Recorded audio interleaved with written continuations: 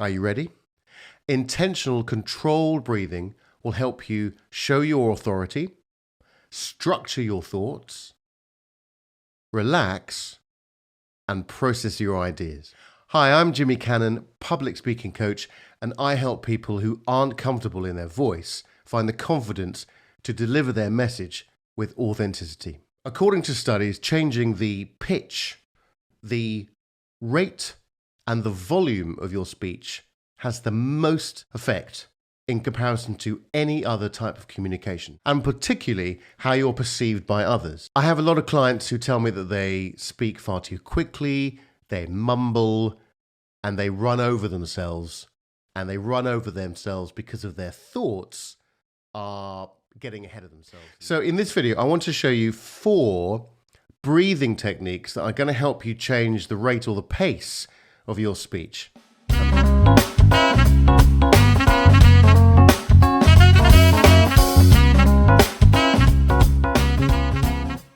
So by using the breath effectively, not only can we control the sound of our voice, we can put grammatical pauses and space in between the words, in between the sentences and the phrases to make a much more clear delivery. Here are 4 different exercises that you can practice and you can put in straight away to your presentation that will have an effect on the way that you're perceived. Exercise number 1 is to take a very slow breath in.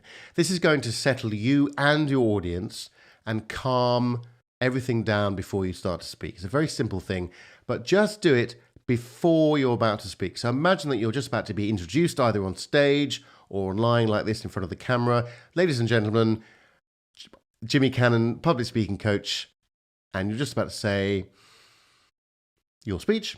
And just take a very slow breath in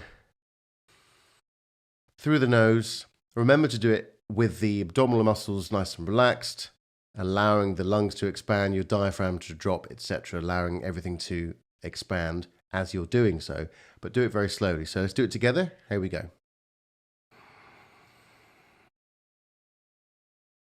Then talk.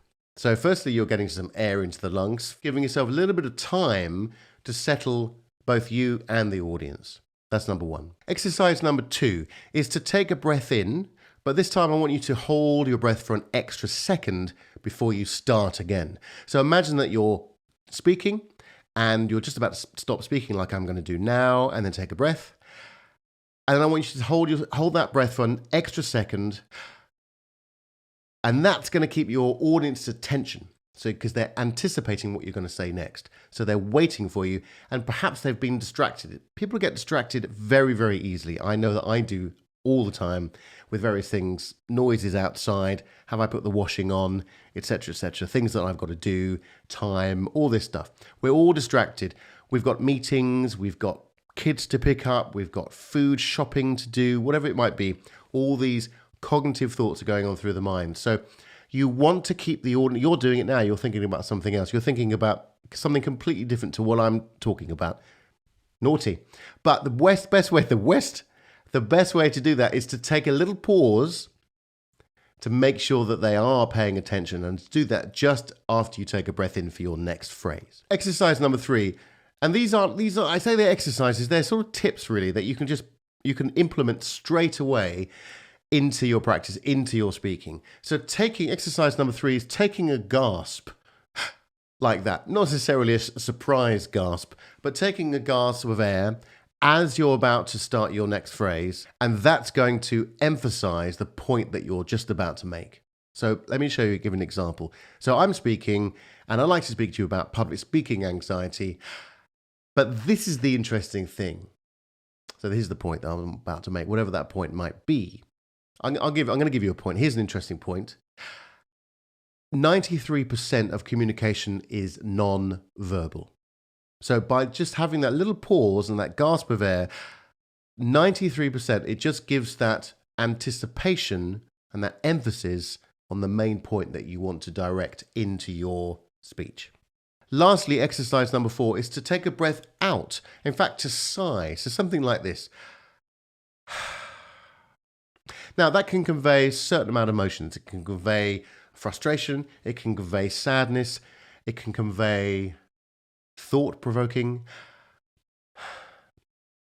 It can convey lots of different emotions, in fact. And that always helps to connect that emotion to the audience and to the members of the audience, to the people that you're speaking to. So by letting out some air, just gives them a way to empathize with you if it's an emotional section of your presentation, for instance. So let's just recap. We've got 4 exercises. The first one is to take a breath in before you start. This calms everybody and just settles everyone before you're about to present. Are you ready? Number 2 is to take a breath in and hold your breath for an extra second before you're about to say the next phrase. Number 3 is to audibly take a gasp in through the mouth before you're about to emphasize a particular point. Number 4 is to audibly breathe out to convey emotion and to hopefully allow the audience to empathize with that emotion.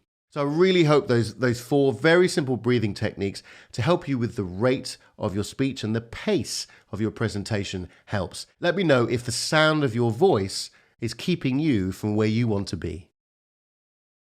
Speak soon.